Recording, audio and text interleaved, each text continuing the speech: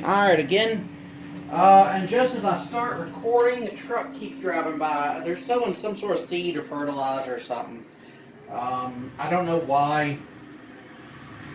But the extra bit, there's actually two extra bits. One of them is this, is what happens when we have a charge and its path is circular going around an electric field. Right? So, alright, the force, as we talked about before, is always into the circle. This is a circular motion problem. Right? So if you remember, when we did circular motion, the net force looked like mv squared over r. But this force, the magnetic force, looks like QVB. So if this is the only force that we have on it, then we ought to be able to write an expression where we set these two things equal, and we can figure out if we have a charge going through a particular field, what is the radius of the circle it moves on? And so that's what I'm going to do. I'm aiming for R. And so what we're going to do is say QVB is mv squared over r. We're going to pull r up. We're going to divide out by q and b here. And then we're going to cancel one of these v's. And so r will be mv over q, let me draw you a better q, times b. So if you have a problem where you need to know something about the path that the particle takes in a magnetic field, this is going to be your radius of curvature. This is going to be the radius of the circle it goes on. Now, there's a reason for this. There's a reason I'm telling you this, and that is that most of y'all, I suspect, want to go into some sort of scientific field, like medicine, or maybe you want to be, like a lab scientist, and you want to make measurements and determine things. So chemistry and medicine and fields like that. You want to be able to distinguish particles, in this case, distinguish compounds, or distinguish, say, gases or atoms of some sort, based on their mass. You want to do what's called mass spectroscopy. So,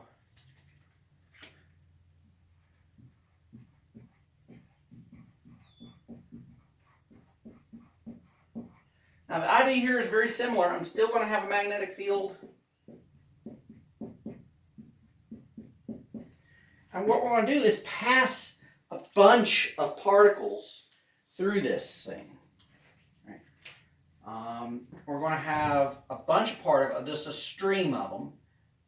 And as they enter, they will make different arcs. Now the idea is that we accelerate them all the same. So we give them some charge. So we ionize them.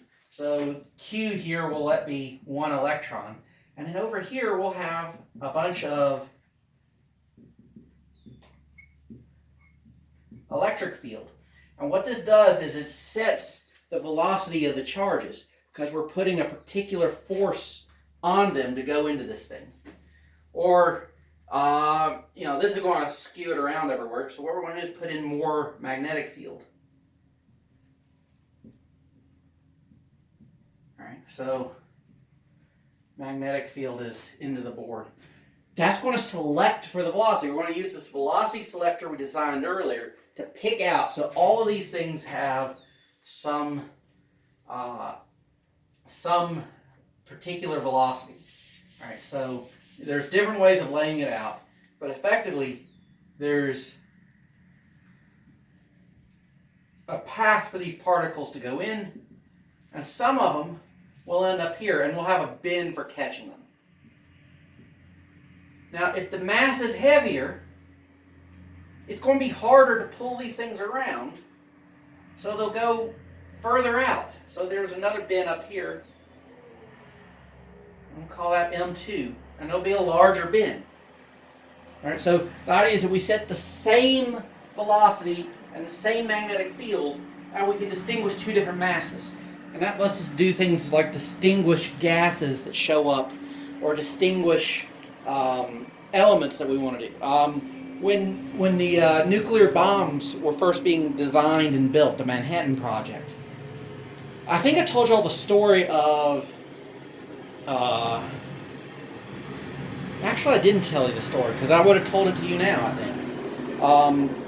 The idea is that they wanted to sort by mass spectroscopy yeah, there goes the fertilizer truck. They wanted to tell you they wanted to sort out the masses of these two things.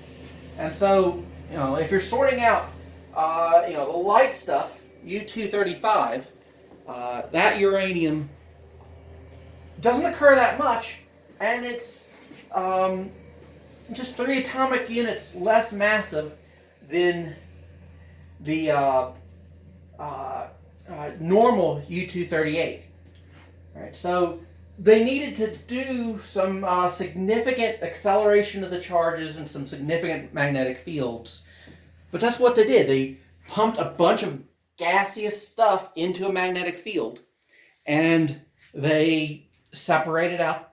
And they would do this over and over. Is that what would happen is you wouldn't get a nice bin for these.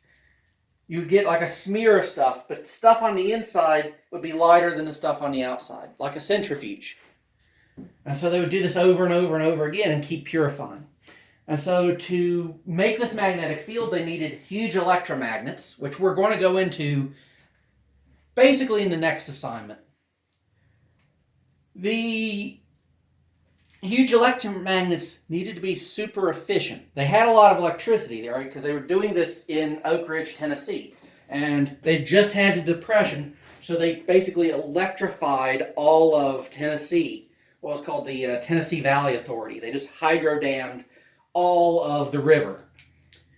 So they had plenty of electricity, but they needed to be efficient because this process needed huge amounts of electricity. Copper wasn't available for the wires because it was being used on bullets to metal jacket them. And it was being used in lots of other war necessity stuff. So they decided, we'll get a better conductor. We'll get silver. Silver's a great conductor for this. And the